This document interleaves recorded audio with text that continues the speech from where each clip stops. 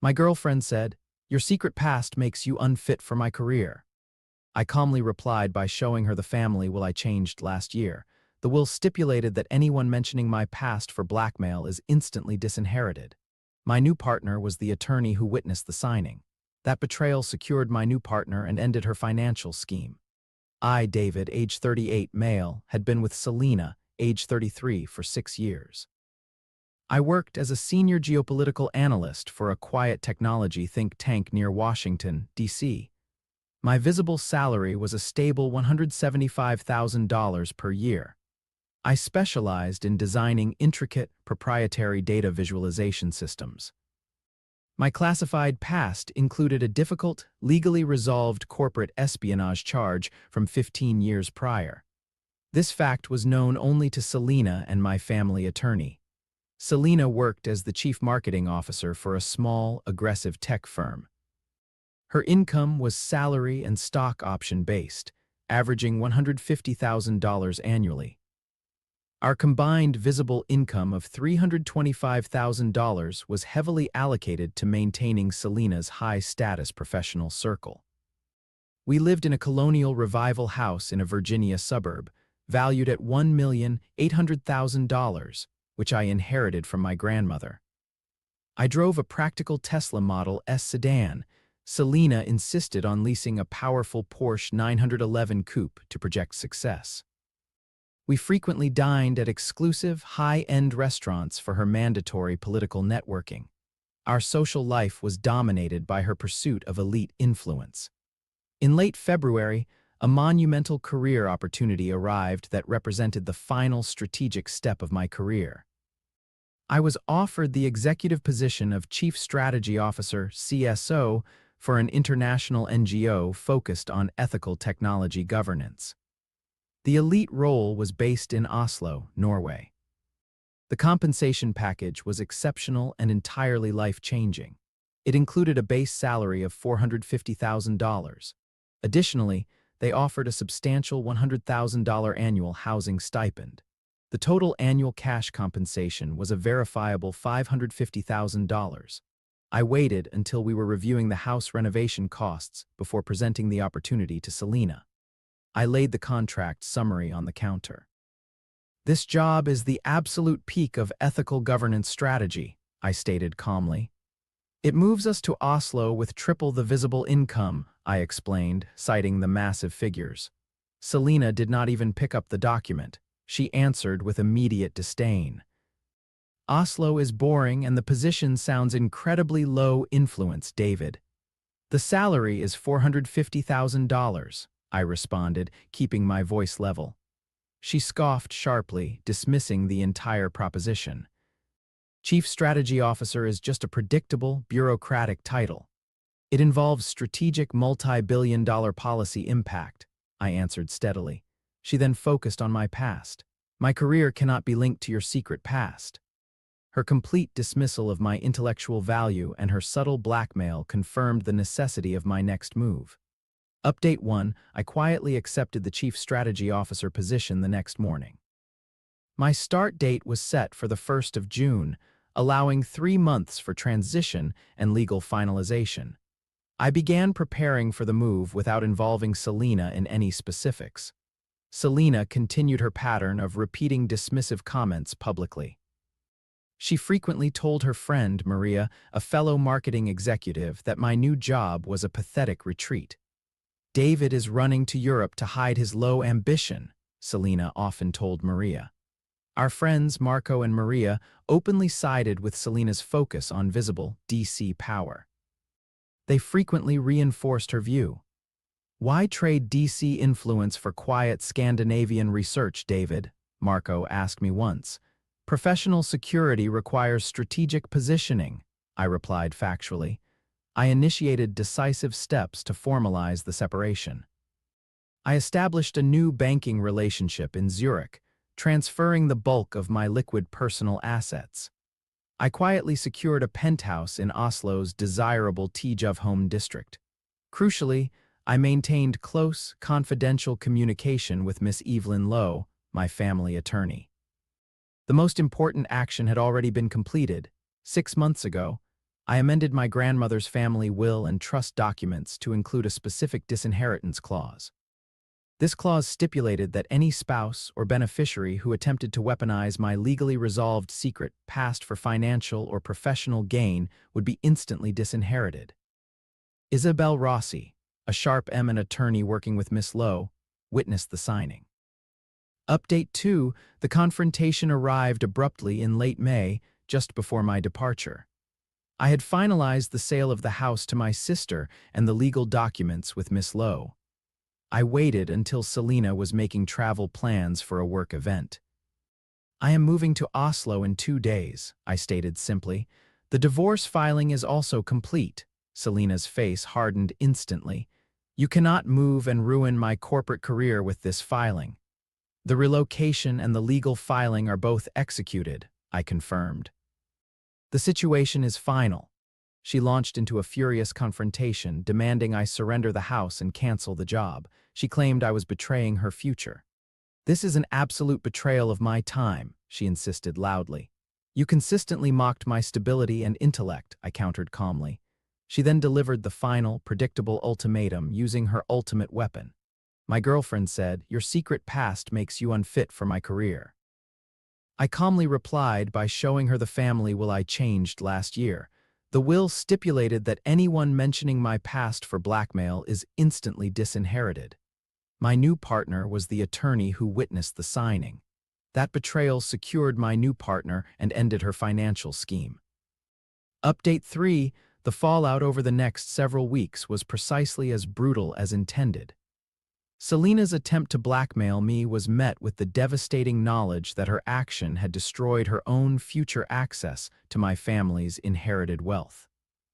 Her ultimate leverage dissolved instantly, replaced by a deep, cold shock and rage. Selina immediately cycled through disbelief and intense anger. She sent me frantic, unintelligible messages demanding an explanation for the will clause. "You targeted me with that disinheritance clause," she accused me loudly in a text. "The clause protected the family assets from blackmail," I replied factually. She was forced to confront the separation and the massive financial damage to her anticipated settlement. She refused to acknowledge the reality, trapped in denial.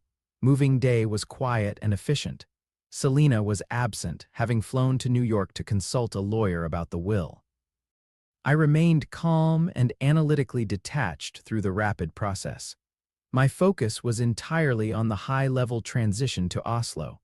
My emotional state was stable and entirely focused on my new responsibilities.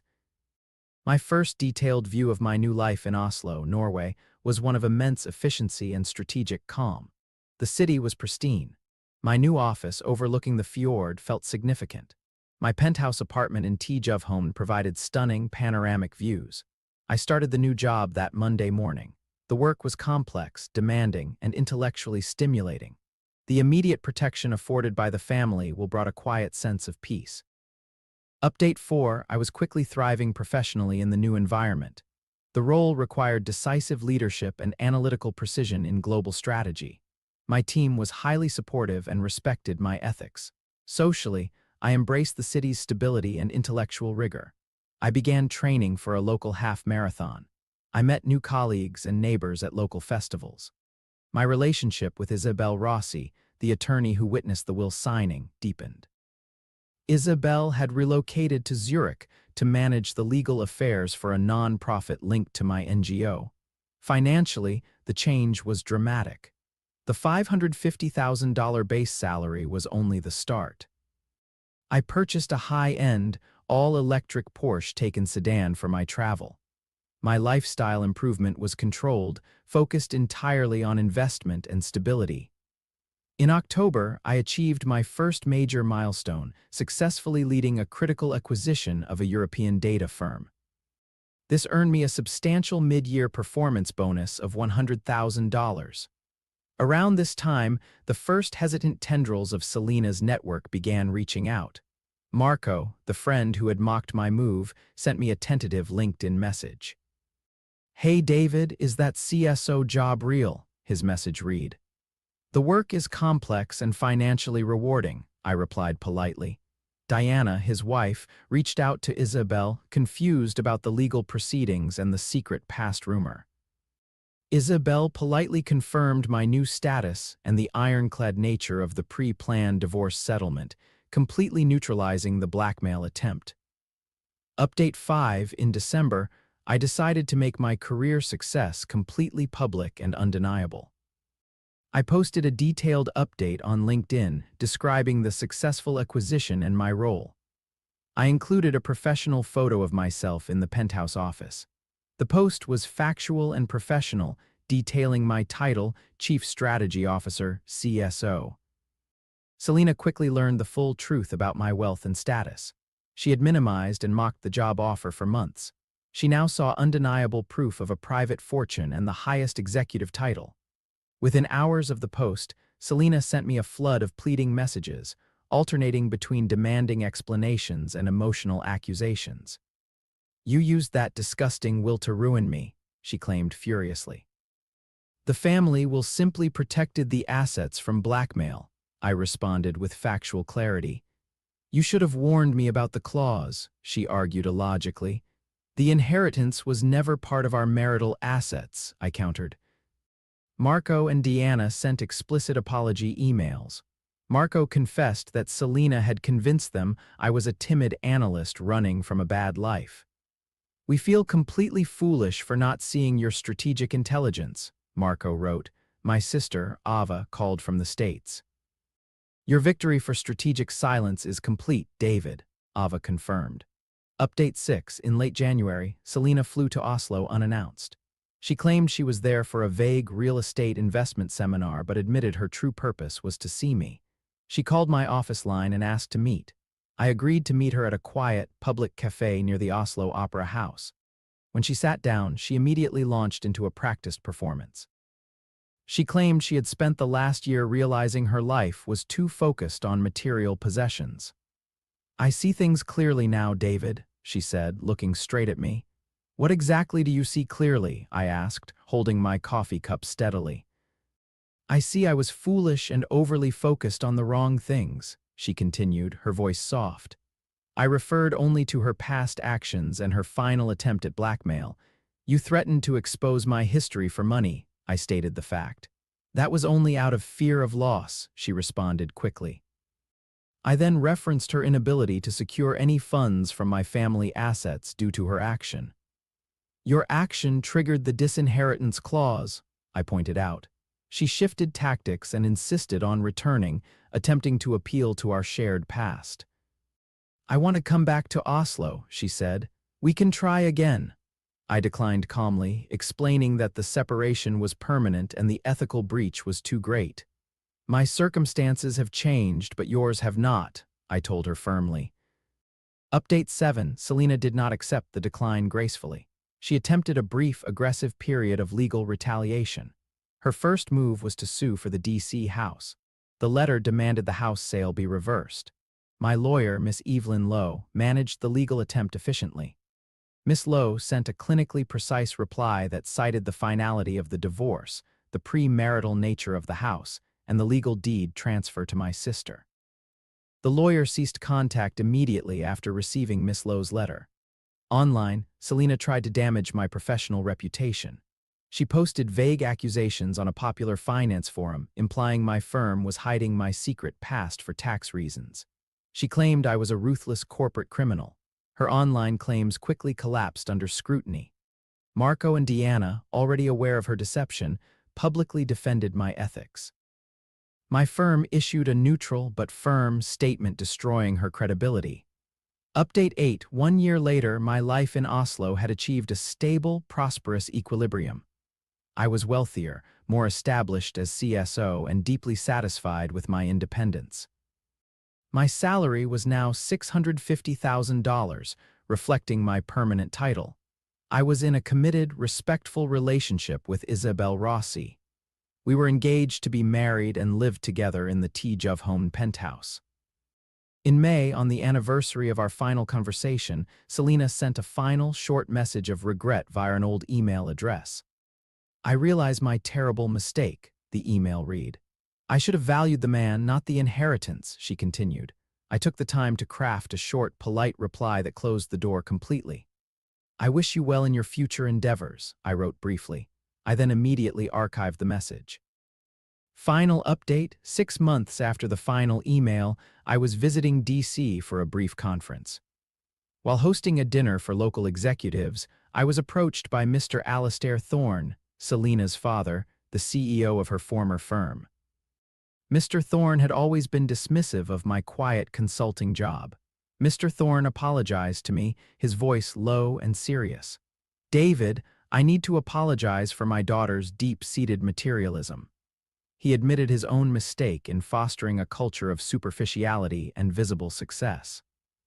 He confessed that he had privately believed my low-profile job meant I lacked true ambition, which gave Selena license to judge. "I wrongly taught her that external wealth was the only metric," Mr. Thorne stated. He then reflected on the core defense, the family will. He referenced the secret past, noting that while it was embarrassing, it was her willingness to betray it that cost her everything. "The only good decision was the disinheritance clause that protected you." I accepted his apology with a calm understanding. I acknowledged that his admission was significant. I explained that my actions were based on defending my self-worth from predictable financial manipulation. My reflection on the entire process yielded a direct life lesson.